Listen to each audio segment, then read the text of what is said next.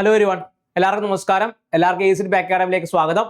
അപ്പം നിങ്ങൾ ഒരു +2 വിദ്യാഭ്യാസ യോഗ്യത കഴിഞ്ഞവരാണെങ്കിൽ, അതായത് ഇപ്പോൾ ഒരു +2 കഴിഞ്ഞവരാണെങ്കിൽ, ഒരു ഗ്രാജുവേഷൻ കഴിഞ്ഞവരാണെങ്കിൽ, നിങ്ങളുടെ ഒരു ജോലി നിങ്ങൾ സെക്യൂർ ആകാൻ വേണ്ടിയിട്ട് എന്താണ് ശ്രമിക്കുന്നവരാണെങ്കിൽ, നിങ്ങൾ കേന്ദ്ര സർക്കാരിൽ തന്നെ എന്താണ് ഒരു ജോലി ആഗ്രഹിക്കുന്നവരാണെങ്കിൽ, നിങ്ങൾക്ക് എഴുതാൻ പറ്റിയ എക്സാമിനേഷൻ ആണ് ഈ പറയുന്ന SSC നടത്തുന്ന combined higher secondary level examinations എന്ന് പറയുന്നത്.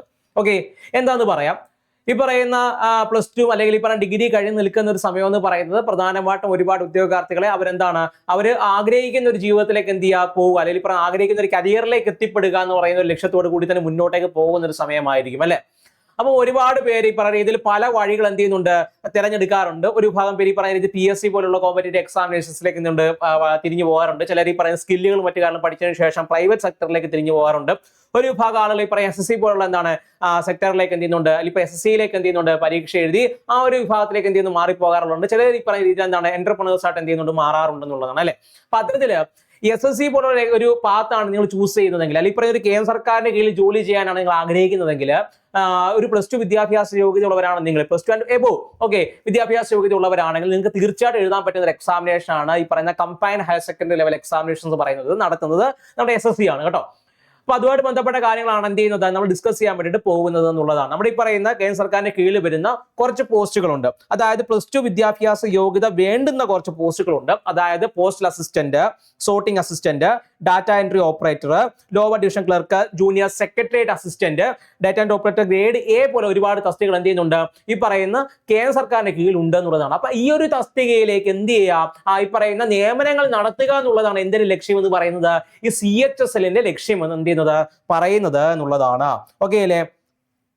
ഇനി നിങ്ങൾ നോക്കിയേ, ഇതാണ് പ്രധാനമായിട്ട് CHSL വിവിധ മേഖലകളിലേക്ക്, അതായത് ഈ പറയുന്ന ലോവർ ഡിവിഷൻ ക്ലർക്ക്, അതേപോലെ തന്നെ ജൂനിയർ സെക്രട്ടേറിയറ്റ്, അതേപോലെ തന്നെ ഡാറ്റ എൻട്രി ഓപ്പറേറ്റർ, അതേ data entry operator grade A പോലുള്ള ഡിഫറൻറ്റ് പോസ്റ്റുകളിലേക്ക് എന്താണ് അതിനുള്ള ഒരു സാലറി സ്കെയിലാണ് കാണാൻ വേണ്ടി പറ്റുന്നത്. പ്രധാനമായിട്ടും ഈ പറയുന്ന 7th പേ കമ്മീഷനോട് ബന്ധപ്പെട്ടുള്ള ഒരു സാലറി സ്കെയിൽ ആണ് ഇതെന്ന് പറയുന്നത്. ഇതൊരു 7th പേ കമ്മീഷനുമായി ബന്ധപ്പെട്ട സാലറി സ്കെയിൽ ആണ് കേട്ടോ.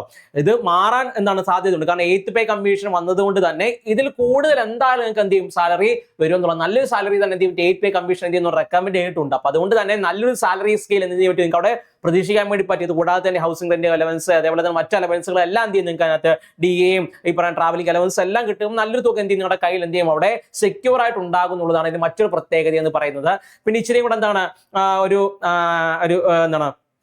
ഇമ്പോർട്ടന്റ് ആയ ഒരു കാര്യം എന്ന് പറയുന്നത് കേന്ദ്ര സർക്കാരിന്റെ കീഴിൽ നിങ്ങൾക്ക് ഒരു ജോലി നേടാം എന്നുള്ളതാണ്. ഓക്കെ, ഇനി ഇതിന്റെ പ്രായപരിധി എന്താണെന്നുള്ളത്, അതായത് ഒരു പരീക്ഷയ്ക്ക് അപ്ലൈ ചെയ്യുന്നതിന് മുമ്പായിട്ട് തന്നെ ആ പരീക്ഷയ്ക്ക് എന്താണ് പ്രായപരിധി എന്ന് അറിയേണ്ടത് വളരെ ഇമ്പോർട്ടന്റ് ഒരു കാര്യമാണ് അല്ലെ. ഇതിന്റെ പ്രായപരിധി എന്ന് പറയുന്നത് ഏകദേശം 18 മുതൽ 27 വയസ്സിനിടയിലുള്ളവർക്ക് എന്ത് ചെയ്യാൻ പറ്റും ഈ ഒരു പരീക്ഷയിലേക്ക് അപ്ലൈ ചെയ്യാൻ വേണ്ടിയിട്ട് എന്ത് ചെയ്യാൻ പറ്റും സാധിക്കുമെന്നുള്ളതാണ് കേട്ടോ. ഓക്കെ, അതായത് ഇതിൽ കൊടുത്തിരിക്കുന്ന ആ ഒരു ഡേറ്റ് ഓഫ് ബർത്ത് എന്ന് പറയുന്നത് മുൻ വർഷം, അതായത് 2025 വന്നിട്ടുണ്ടായിരുന്ന ആ ഒരു നോട്ടിഫിക്കേഷന്റെ ഏജ് ലിമിറ്റ് ആണ്. അതിന് വേണ്ടിട്ട് ചെറിയ വ്യത്യാസം ഡേറ്റ് ഓഫ് ബർത്ത് ആണ് കൊടുത്തിരിക്കുന്നത് കേട്ടോ. അത് അതേപോലെ ചെറിയ വ്യത്യാസങ്ങൾ വരുമെങ്കിലും ഓക്കെ ഓരോ വർഷം കൊണ്ട് ആഡ് ചെയ്ത് പോവെങ്കിലും നിങ്ങൾ നോക്കുക. അല്ലാതുള്ള ഈ പറയുന്ന കോമൺ ഏജ് ലിമിറ്റ് എന്ന് പറയുന്നത് 18-നും 27 വയസ്സിനും ഇടയിലുള്ളവർക്ക് എന്ത് ചെയ്യാൻ തീർച്ചയായിട്ടും ഈ ഒരു തസ്തികയിലേക്ക് അപേക്ഷകൾ അയക്കാൻ വേണ്ടിയിട്ട് സാധിക്കും. പിന്നെ മറ്റ് സർക്കാർ പരീക്ഷകളിലുള്ള പോലെ തന്നെ, അതായത് വിവിധ ഈ പറയുന്ന സർക്കാർ പരീക്ഷകൾ നടത്തുമ്പോൾ നൽകുന്ന ഏജ് റിലാക്സേഷൻ, അതായത് ഈ പറയുന്ന SC ST കാൻഡിഡേറ്റ്സിനകത്ത്, OBC കാൻഡിഡേറ്റ്സിനകത്ത്, അതിൽ ഫിസിക്കലി ബാക്ക്വേർഡ് ആയിട്ട് നിൽക്കുന്ന ആളുകൾക്ക് അല്ലെ, അങ്ങനെ ആളുകൾക്ക് എന്ത് ചെയ്യുന്നുണ്ട് പൊതുവെ ഈ SSC എക്സാമിനേഷൻസ് എന്ത് ചെയ്യുന്നുണ്ട് ആ ഏജ് റിലാക്സേഷൻ നൽകുന്നുണ്ട്. കൂടാതെ എക്സ് സർവീസന്മാർക്കും അല്ലെ ഈ പറയുന്ന രീതിയിൽ പട്ടാളത്തിൽ നിന്നൊക്കെ എന്ത് ചെയ്യുന്നുണ്ട് റിട്ടയർ ചെയ്ത് വന്ന ആളുകൾക്ക് എന്ത് ചെയ്യാൻ പറ്റും ഈ ഒരു പരീക്ഷ എഴുതാൻ വേണ്ടി പറ്റും എന്നുള്ളതാണ് മറ്റൊരു പ്രത്യേകത എന്ന് പറയുന്നത്. SC ST വിഭാഗത്തിൽപ്പെടുന്ന ആളുകൾക്ക് 5 വർഷത്തെ ഏജ് റിലാക്സേഷൻ ഉണ്ട്. OBC വിഭാഗത്തിൽപ്പെടുന്നവർക്ക് 3 വർഷം റിലാക്സേഷൻ ഉണ്ട്. അതേപോലെ തന്നെ ഫിസിക്കലി ബാക്ക്വേർഡ് ആയിട്ടുള്ള ആളുകൾക്ക് എന്ത് ചെയ്യുന്നുണ്ട് അവർക്ക് റിലാക്സേഷൻ, അവർക്ക് ഈ പറഞ്ഞ 10 വർഷത്തെ റിലാക്സേഷൻ ആണ് എന്ത് ചെയ്യുന്നത് അവർക്ക് കിട്ടുന്നത് കേട്ടോ. എക്സ് സർവീസ്മാർക്ക് 3 വർഷത്തെ ഏജ് റിലാക്സേഷൻ ആണ് എന്ത് ചെയ്യുന്നത് അവർക്കും കിട്ടുന്നത് എന്നുള്ളതാണ് പ്രധാനപ്പെട്ട ഒരു കാര്യമെന്ന് പറയുന്നത്. ഓക്കെ അല്ലെ. ഇനി എങ്ങനെയാണ് എക്സാം അല്ലെ, ഏജ് പറഞ്ഞു, എന്താണ് പോസ്റ്റ് എന്ന് പറഞ്ഞു, എവിടെയാണ് നിയമനം എന്ന് പറഞ്ഞു. ഇനി എക്സാം എങ്ങനെയാണ് വരുന്നത് ചോദിച്ചു കഴിഞ്ഞാൽ 2 ടയറായിട്ടാണ് എന്ത് ചെയ്യുന്നത് എക്സാം നടത്താൻ വേണ്ടി പോകുന്നത് എന്നുള്ളതാണ് നിങ്ങൾക്ക് ഇവിടെ കാണാൻ വേണ്ടി പറ്റും. 2 ടയറായിട്ടാണ് എന്ത് ചെയ്യുന്നത് എക്സാമിനേഷൻ കണ്ടക്ട് ചെയ്യുന്നത്. ഓക്കെ, ഫസ്റ്റ് ടയർ എന്ന് പറയുന്നത് നിങ്ങൾ ഈ പറയുന്ന ഫസ്റ്റ് ടയർ എന്ന് പറയുന്നത് ക്വാളിഫൈ നേച്ചുറൽ ഒരു ഭാഗം, ഒരു എക്സാം ആണ്. ക്വാളിഫൈ നേച്ചുറൽ ഒരു ഭാഗം തന്നെയാണ് ഈ പറയുന്ന രീതിയിൽ. ക്വാളിഫൈ ആയാൽ മതി കേട്ടോ. ഒരു നേച്ചുറൽ ഭാഗമാണ് ഈ പറയുന്ന രീതിയിൽ ടയർ 1 എന്ന് പറയുന്നത്. അതിനകത്ത് ഈ പറഞ്ഞ ഇംഗ്ലീഷും ജനറൽ ഇന്റലിജൻസും ക്വാണ്ടിറ്റേറ്റീവ് ആപ്റ്റിറ്റ്യൂഡും എന്താണ് ഇംഗ്ലീഷ് ലാംഗ്വേജും ഇന്റലിജൻസും എല്ലാം അടങ്ങുന്ന ഒരു പേപ്പറാണ്. അതായത് ഇംഗ്ലീഷ് ഉണ്ട്, അതേപോലെ തന്നെ ഈ പറയുന്ന രീതിയിൽ എന്താണ് ഈ മാനസിക ശേഷി നിരീക്ഷണ പാഠമൊക്കെ എന്ത് ചെയ്യുന്നത് അളക്കുന്ന ജനറൽ ഇന്റലിജൻസ് അതിനകത്ത് ഉണ്ടാകും. കണക്കിന്റെ നിങ്ങളുടെ ശേഷികൾ കൂട്ടാൻ ഗുണിക്കാൻ simple interest, compound test, average, ratio, proportion, mixture alligation, അതേപോലെ തന്നെ അൽജീബ്ര, ട്രിഗണോമെട്രി, ജോമെട്രി ഒക്കെ അടങ്ങുന്ന ഒരു മാത്സ് പോർഷൻ ഉണ്ടല്ലോ, ആ മാത്സ് പോർഷൻ ഉണ്ടാകും. ജനറൽ അവയർനെസ് പ്രധാനപ്പെട്ട ഹിസ്റ്ററി, ജോഗ്രഫി, എക്കണോമിക്സ്, പൊളിറ്റി അല്ലെ, അതാണ്. അതേപോലെ പ്രധാനപ്പെട്ട നിയമനങ്ങൾ, സ്പോർട്സ്, ആർട്സ്, ലിറ്ററേച്ചർ എന്നിവ അടങ്ങുന്ന ഒരു വലിയ വൈഡ് ടോപ്പിക് എന്തിനുമുണ്ട്, ജനറൽ അവയർനെസ്സിനും ഉണ്ടെന്നുള്ളതാണ്. അതേപോലെ തന്നെ പ്രധാനമായിട്ട് 25 ചോദ്യങ്ങൾ, ഒരു ചോദ്യത്തിന് 2 മാർക്ക് വീതം 50 മാർക്ക് ആയിരിക്കും എന്ത് ചെയ്യുന്നത് ഓരോ പാർട്ടിനും ഉണ്ടാവുക എന്നുള്ളതാണ്. അങ്ങനെ വെച്ച് നോക്കുകയാണെങ്കിൽ 200 മാർക്കിനാണ് എന്തുണ്ടാവുക, പരീക്ഷ ഉണ്ടാകുക. നിങ്ങളുടെ മുന്നിൽ 50 മിനിറ്റ് ആയിരിക്കും എന്ത് ചെയ്യുന്നത് 60 മിനിറ്റ് ആയിരിക്കും നിങ്ങളുടെ മുന്നിൽ എന്ത് ചെയ്യുന്നത് എക്സാമിനേഷൻ എഴുതാൻ വേണ്ടിയിട്ട് കയ്യിൽ കിട്ടുക എന്നുള്ളതാണ്. ഓക്കെ അല്ലേ? ഇനി ആ സെക്ഷൻ ക്വാളിഫൈ ചെയ്ത് കഴിഞ്ഞാൽ സെക്കൻഡ് സെക്ടർ എന്താണ്, ടയറിലേക്ക് കയറാൻ പറ്റുന്നതാണ്. സെക്കൻഡ് ടയറിലേക്ക് കയറാവുന്നതാണ്. സെക്കൻഡ് ടയർ എന്ന് പറയുന്നത് വളരെ ഇമ്പോർട്ടന്റ് ആയ ഒരു ടയറും കൂടിയാണ് സെക്കൻഡ് ടയർ എന്ന് പറയുന്നത്. കാരണം ക്വാളിഫൈ നേച്ചർ അല്ല, നിങ്ങൾ അവിടെയാണ് നിങ്ങളുടെ കഴിവ് തെളിയിക്കേണ്ടത്.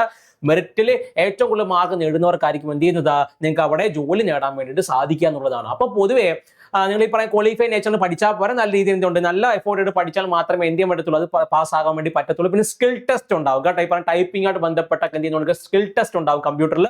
അത് നിങ്ങൾ എന്ത് ചെയ്യണം, എന്ത് ചെയ്യണം, പാസ് ആവേണ്ടതായിട്ടുണ്ടെന്നുള്ളതാണ് മറ്റൊരു പ്രധാനപ്പെട്ട പ്രത്യേകത എന്ന് പറയുന്നത്. ഓക്കെ അല്ലേ? അപ്പൊ സ്കിൽ ടെസ്റ്റ് എന്ന് പറയുന്നത് പ്രധാനമായിട്ട് നിങ്ങൾ പാസ് ആവേണ്ട ഒരു എക്സാം തന്നെയാണ്. സിലബസുമായി ബന്ധപ്പെട്ട കാര്യങ്ങളെല്ലാം മറ്റൊരു വീഡിയോയിൽ നമുക്ക് എന്ത് ചെയ്യാം, ഡീറ്റെയിൽ ആയിട്ട് ഡിസ്കസ് ചെയ്യാം കേട്ടോ. ഓക്കെ, അപ്പൊ അത് 2 പാസ്സായി കഴിഞ്ഞു കഴിഞ്ഞാൽ, ഓക്കെ, അത് 2 പാസ്സായി കഴിഞ്ഞു കഴിഞ്ഞാൽ നിങ്ങളുടെ മുന്നിലുള്ളത് മൂന്നാമത്തെ കടമ്പ എന്ന് പറയുന്നത് ഡോക്യുമെന്റ് വെരിഫിക്കേഷൻ ആണ്. അതുകൊണ്ട് കഴിഞ്ഞ് കഴിഞ്ഞാൽ നിങ്ങൾക്ക് എന്ത് ചെയ്യാൻ പറ്റും, പ്രധാനമായിട്ടും നിങ്ങൾക്ക് നിയമനങ്ങൾ ലഭിക്കുന്നതായിരിക്കും എന്നുള്ളതാണ്. ഓക്കെ അല്ലേ? അപ്പോൾ ഇതിന്റെ ഒരു ഏകദേശ ഓവർവ്യൂ എന്ന് പറയുന്നത് നമ്മൾ ഇത്രയും നേരം പറഞ്ഞിരുന്ന ഒരു ഏകദേശ ഓവർവ്യൂ നിങ്ങൾക്ക് അവിടെ കാണാൻ വേണ്ടി പറ്റും. നിങ്ങൾക്ക് ഈ പറയുന്ന ഇംഗ്ലീഷിലും ഹിന്ദിയിലും എന്ത് ചെയ്യാൻ പറ്റും, ഈ പറയുന്ന എക്സാമിനേഷൻ എന്ത് ചെയ്യാൻ പറ്റും, എഴുതാൻ വേണ്ടിയിട്ട് പറ്റും എന്നുള്ളതാണ്. പ്രധാനപ്പെട്ട നമ്മൾ പ്രിഫർ ചെയ്യുന്ന ലാംഗ്വേജ് എന്ന് പറയുന്നത് ഇംഗ്ലീഷ് ആയിരിക്കും അല്ലെ. മലയാളികളായതുകൊണ്ട് നമ്മൾ പ്രധാനമായിട്ടും ഇംഗ്ലീഷ് ഭാഷയായിരിക്കും പ്രിഫർ ചെയ്യുക എന്നുള്ളതാണ്. അപ്പോൾ ഇതിന്റെ നോട്ടിഫിക്കേഷൻ എന്ന് പറയുന്നത് പ്രധാനമായിട്ട് ഏപ്രിൽ മെയ് മാസങ്ങളിലായിരുന്നു വരേണ്ടിയിരുന്നത്.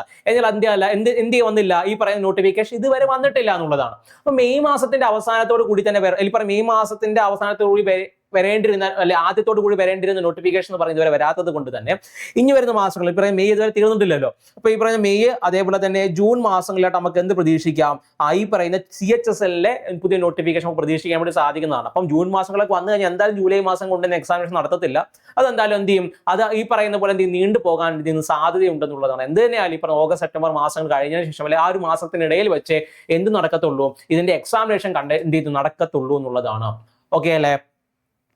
അപ്പൊ അതെന്ത് ചെയ്യുക, നിങ്ങളത് നോട്ട് ചെയ്ത് വെക്കാൻ വേണ്ടിയിട്ട് ശ്രമിക്കുക എന്നുള്ളതാണ്. അപ്പൊ ഇത്രയാണ് എന്ത് ചെയ്യുന്നത് അതിന്റെ ബേസിക് എന്ന് പറയുന്നത്. ഒന്നാമത്തെ പറയുന്നത് 2 ടയറായിട്ടാണ് എക്സാമിനേഷൻ നടക്കുക, CBT 1 ആൻഡ് CBT 2. മറ്റു പ്രധാനപ്പെട്ട കാര്യം SSCയുടെ എക്സാമിനേഷൻസ് എല്ലാം തന്നെ OMR ബേസ്ഡ് എക്സാം അല്ല, അത് കമ്പ്യൂട്ടർ ബേസ്ഡ് എക്സാം ആണെന്നുള്ളതാണ്. ഓക്കെ, ഒരുപാട് പേർക്ക് അറിയാമായിരിക്കും, അറിയാത്തവർ കാണും. അതുകൊണ്ട് പ്രധാനമായിട്ട് പറയുകയാണ്, ഈ SSCയുടെ എക്സാമിനേഷൻ എന്ന് പറയുന്നത് നമ്മൾ ഉദ്ദേശിക്കുന്ന പോലെ UPSCയുടെ കൂട്ടോ PSCയുടെ കൂട്ടോ OMR ബേസ്ഡ് എക്സാം അല്ല, കമ്പ്യൂട്ടർ ബേസ്ഡ് എക്സാം ആണ്. അപ്പൊ അതെന്ത് ചെയ്യുക, അത് മനസ്സിലാക്കിക്കൊണ്ട് വേണം എന്ത് ചെയ്യണം എക്സാമിനേഷൻ പഠിക്കുക എന്നുള്ളത്. കാരണം കമ്പ്യൂട്ടറിനകത്ത് എന്ത് ചെയ്യും, നമ്മൾ ഓപ്പൺ ആക്കുമ്പോൾ എന്ത് ചെയ്യും, അത് ടൈമർ ഇങ്ങനെ റൺ ആയിക്കൊണ്ടിരിക്കും. അതിനനുസരിച്ച് വളരെ പെട്ടെന്ന് തന്നെ എന്ത് ഉത്തരങ്ങളിലേക്ക് എത്തേണ്ടത് വളരെ ഇമ്പോർട്ടന്റ് ആയ കാര്യമാണ്. നിങ്ങൾ സ്കില്ല് നിങ്ങൾ എന്ത് ചെയ്യുക കൂട്ടിക്കൊണ്ട് വരിക എന്നുള്ളത് മാത്രമേ ഉള്ളൂ കേട്ടോ. അത് തന്നെ ചെയ്ത് പരിചയമാകുമ്പോൾ പെട്ടെന്ന് എന്ത് ചെയ്യാൻ പറ്റും, അത് നമ്മുടെ കയ്യിലിരിക്കുക എന്നുള്ളതാണ് കേട്ടോ. പിന്നെ ഇച്ചിരി ഹാർഡ് വർക്ക് ചെയ്യേണ്ടതായിട്ടുണ്ട്. ഓക്കെ, പിന്നെ എന്ന് പറയുന്നത് ഇതിന്റെ ഒരു എന്താണ് സാലറി സ്കെയിലാണ്. സാലറി സ്കെയിൽ നോക്കുകയാണെങ്കിൽ നിങ്ങൾക്ക് എല്ലാവർക്കും അവിടെ കാണാൻ വേണ്ടി പറ്റും. അത്യാവശ്യം നല്ല ബേസിക് നല്ല സാലറി സ്കെയിലാണ് എന്ത് ചെയ്യുന്നത് അവിടെ നൽകുന്നത് എന്നുള്ളതാണ്. ഇതെന്ന് പറയുന്നത് ഒരു പേ സ്കെയിൽ എന്ന് പറയുമ്പോൾ ഒരു ബേസിക് സാലറിയാണ് കേട്ടോ. അതിന്റെ കൂടെ തന്നെ ഈ പറയുന്ന രീതിയിൽ ഹൗസിംഗ് റെന്റിംഗ് അലവൻസും ഈ പറയുന്ന ഡിയർനെസ് അലവൻസും അതേപോലെ ട്രാവലിംഗ് എക്സ്പെൻസ് എല്ലാം കൂടെ അടങ്ങുമ്പോൾ നല്ലൊരു പൈസ നിങ്ങൾക്ക് എന്ത് ചെയ്യും അവിടെ കൈ കിട്ടും. ഇനി ഇതെന്ന് പറയുന്നത് പ്രധാനമായിട്ട് ഈ പറയുന്ന 7th പേ കമ്മീഷനുമായി ബന്ധപ്പെട്ടാണ് എന്ത് ചെയ്യുന്നത് നിങ്ങൾക്ക് ഇവിടെ കാണാൻ പറ്റുന്ന ഈ ഒരു സാലറി സ്കെയിൽ എന്ന് പറയുന്നത് 8th പേ കമ്മീഷൻ വന്നതുകൊണ്ട് തന്നെ ഇതിലേക്കാൾ കൂടുതൽ എന്ത് കിട്ടും നിങ്ങൾക്ക് സാലറി പ്രതീക്ഷിക്കാൻ വേണ്ടി സാധിക്കും. ഓക്കെ, അത് മാറി വന്നു കഴിഞ്ഞാൽ ഇതിനേക്കാൾ കൂടുതലായിരിക്കും നിങ്ങൾക്ക് എന്ത് ചെയ്യുന്നത് കിട്ടാൻ വേണ്ടി പോകുന്ന സാലറി എന്ന് പറയുന്നത്. അപ്പൊ നല്ലൊരു ജോബ് ആണല്ലോ അല്ലെ. അപ്പൊ ഇതിലേക്ക് നിങ്ങൾ പഠിച്ചു തുടങ്ങാന്ന് പറഞ്ഞു കഴിഞ്ഞാൽ സാധാരണ രീതിയിൽ പഠിച്ചു തുടങ്ങിയാൽ പോരാ, നല്ല വൃത്തിയായിട്ട് വളരെ ബേസിക്കിൽ നിന്ന് കാര്യങ്ങൾ മനസ്സിലാക്കി പഠിച്ചു തുടങ്ങിയാൽ മാത്രം ഇത് ക്രാക്ക് ചെയ്യാൻ വേണ്ടിയിട്ട് സാധിക്കും എന്നുള്ളതാണ്. ഓക്കെ, ഏകദേശം 30,000-ഓളം അധികം വേക്കൻസികൾ വരുന്ന ഒരു 3100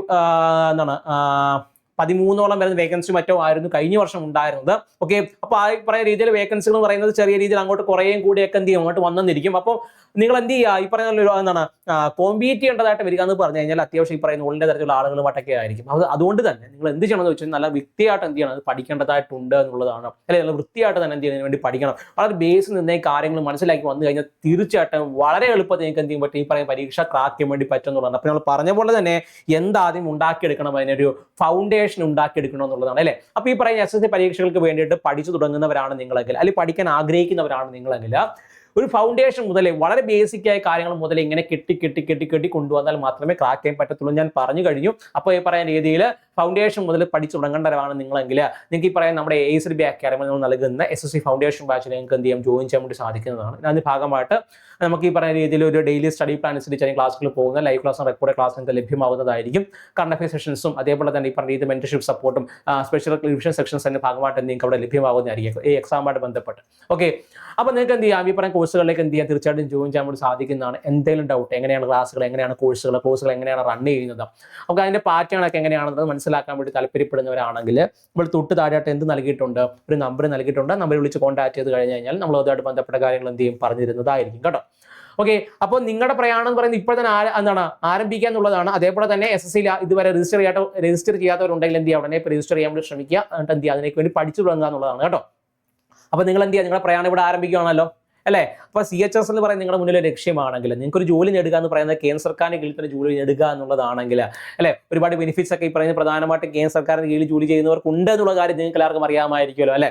അപ്പോൾ ആ ബെനിഫിറ്റ്സ് ഒക്കെ നിങ്ങൾക്കും ആഗ്രഹിക്കുന്നവരാണെങ്കിൽ അല്ലെ, അപ്പോൾ നിങ്ങൾ എന്ത് ചെയ്യുക, നിങ്ങളുടെ പ്രിപ്പറേഷൻസ് വളരെ പെട്ടെന്ന് തുടങ്ങേണ്ടതായിട്ടുണ്ട് എന്നുള്ളതാണ്. അതെന്ത് ചെയ്യുക, വളരെ പെട്ടെന്ന് തന്നെ തുടങ്ങുക. ആരെ കൊണ്ട് ഈ പറയുന്ന രീതിയിൽ ബാലികേറ മലയൊന്നും അല്ല കേട്ടോ, ബാലികേറ മലയൊന്നും അല്ല. പക്ഷെ നമ്മൾ നല്ല രീതിയിൽ പ്രിപ്പറേഷൻസ് മുന്നോട്ടേക്ക് കൊണ്ടുപോകുക, വളരെ സ്ട്രാറ്റജി ബേസ്ഡ് ആയിട്ട് കൊണ്ടുപോകുക എന്നുള്ളതാണ്. വെറുതെ വാരി വെച്ച് പഠിക്കുക എന്നുള്ളതല്ല, എങ്ങനെ എപ്പോൾ ഏത് രീതിയിൽ പഠിക്കുക എന്നുള്ളതാണ് എന്ത് ചെയ്യുന്നത്, അതിനകത്ത് പ്രധാനമായിട്ടും എന്ത് ചെയ്യുന്നത് ഓർത്തിരിക്കേണ്ട കാര്യം എന്ന് പറയുന്നത്.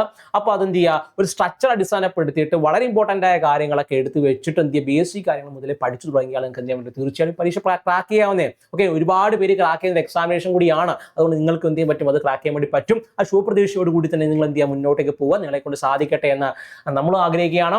ഓക്കെ, അപ്പോൾ സംശയങ്ങൾ എന്തെങ്കിലും കാര്യങ്ങളുണ്ടെങ്കിൽ എന്ത് ചെയ്യുക, താഴെ കമന്റ് ആയിട്ട് അറിയിക്കാൻ വേണ്ടി ശ്രമിക്കുക. മറ്റൊരു വീഡിയോ ആയിട്ട് വീണ്ടും കാണാം. ഇനി എന്തെങ്കിലും പോസ്റ്റുമായിട്ട് ബന്ധപ്പെട്ട സംശയങ്ങൾ മറ്റു കാര്യങ്ങളുണ്ടെങ്കിൽ, ഇപ്പോൾ SSCയുടെ ബന്ധപ്പെട്ടായിക്കോട്ടെ, UPSCയോട് ബന്ധപ്പെട്ടായിക്കോട്ടെ, സംശയങ്ങൾ മറ്റു കാര്യങ്ങളുണ്ടെങ്കിൽ എന്ത് ചെയ്യുക, താഴെ അറിയിക്കുക. അപ്പോൾ അതോടെ ബന്ധപ്പെട്ട് നമുക്ക് എന്ത് ചെയ്യാം, മറ്റൊരു വീഡിയോ ചെയ്യാൻ സാധിക്കുന്നതാണ്. അപ്പോൾ നിങ്ങളുടെ കമന്റുകളൊക്കെ പ്രതീക്ഷിക്കുന്നു. അപ്പം ബൈ, താങ്ക് യു.